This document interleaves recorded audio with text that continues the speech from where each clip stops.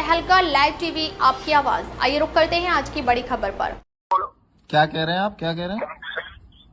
मैं कह रहा हूँ अभी रवि किशनवा कह रहा था कि खेसारी लाल राम को बोले कि राम की मंदिर क्यों बन गई। मैं कह रहा हूँ राम की मंदिर गलत बनी, वहाँ कॉलेज होना था, हॉस्पिटल होना चाहिए। राम हाँ रिकॉर्ड कर लीजिए, उसके बाद रवि नहीं आ रही, आप कौन बोल रहे हैं? तुम्हारा बाप बोल रहा हूँ, बहुत समझा दो माता, नहीं वहीं आके मारूंगा मैं।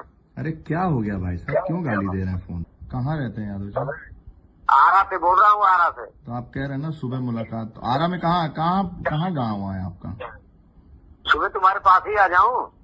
आ जाएंगे तो ठीक रहेगा यादव जी। बिहार चुनाव के बीच भाजपा सांसद और अभिनेता रवि किशन को जान से मारने की धमकी और गाली गलौज वाले फोन कॉल आए, जिसके बाद उन्होंने गोरखपुर रामगढ़ ताल पुलिस स्टेशन में शिकायत दर्ज कराई है। इस शिकायत के बाद पुलिस महकमे में हड़कंप मच गया है। गोरखपुर के शहर एसपी अभिनव त्यागी ने कहा, एक घटना सामने आई जहां एक अज्ञात व्यक्ति ने सांसद रवि किशन को बिहार चुनाव प्रचार के दौरान उनके भाषणों को लेकर फोन पर धमकी दी। मामला दर्ज कर लिया गया है। रामगढ़ पुलिस स्टेशन में संबंधित धाराओं के तहत मामला दर्ज किया गया और जांच जारी है।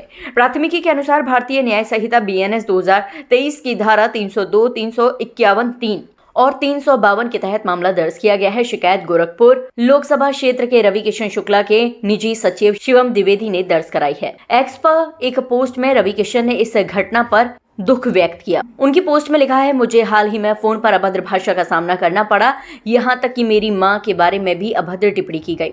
मुझे जान से मारने की धमकी दी गई और भगवान श्री राम के खिलाफ आपत्तिजनक शब्द कहे गए।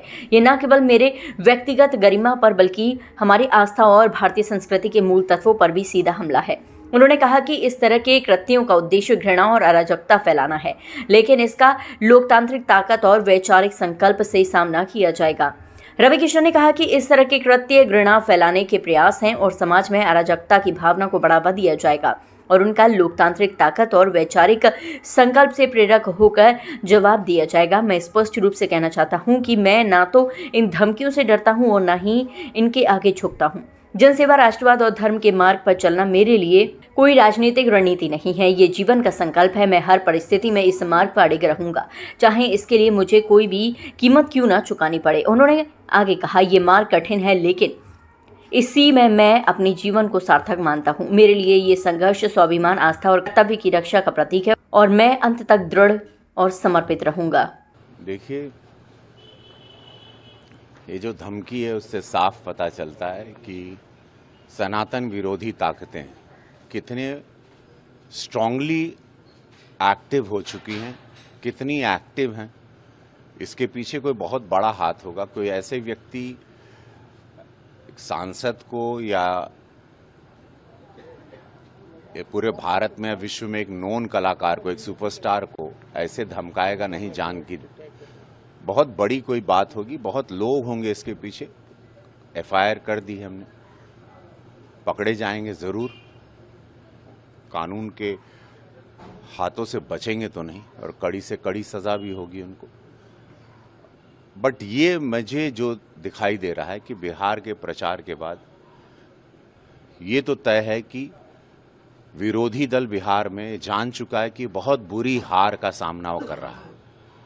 उससे फ्रस्ट्रेटेड होके, क्षुब्ध होके ऐसे फ़ोन कॉल्स थ्रेटनिंग के, लाइफ थ्रेटनिंग के कि बिहार उतरेंगे तो जान से हमको मार दिया जाएगा, हम प्रचार में आएंगे तो, पीड़ादायक भी है। लेकिन मैं उन सबको आप लोगों के माध्यम से कहना चाहता हूं जो हमको धमका रहे हैं जान से मारने के लिए, मैं रवि किशन हूं। कुछ सोच के ही मैं राजनीति में आया हूं। मैं अपनी ज़िंदगी में था, मस्त खुश था, अपने परिवार के साथ था। इस देश के साथ प्रधानमंत्री मोदी जी की सनातन की विचारधारा, इस देश की उन्नति, राष्ट्र सर्वोपरि के नारे को छाती पर लगा के आया हूं। तो ऐसा कमज़ोर तो नहीं हूं कि इन धमकियों से डर के या ये मारने या गोली चला भी देंगे तो हम रुक जाएंगे, या मेरे जैसे अनगिनत करोड़ों रवि किशन हैं जो जाग चुके हैं इस देश में 2014 के बाद, वो पूरी युवा पीढ़ी। तो उन सबको मैं आपके माध्यम से कह देना चाहता हूं, जितने विरोधी हैं, कि आप एक रवि किशन को बंद करना चाह रहे हैं, शांत करना, लेकिन ऐसा पॉसिबल नहीं है। ये आवाज़ देश के लिए उठी है, सनातन के लिए उठी है, विकास के लिए उठी है। नरेंद्र मोदी जी की आवाज़ है ये। मोदी जी की आवाज़ को नहीं दबा सकते। हम उनकी सेना हैं, हम उनकी सेना। तक लिए बस इतना ही, फिर मिलते हैं एक ऐसे ही बड़ी खबर के साथ। तब तक के लिए नमस्कार और देखते रहिए तहलका लाइव टीवी, आपकी आवाज़।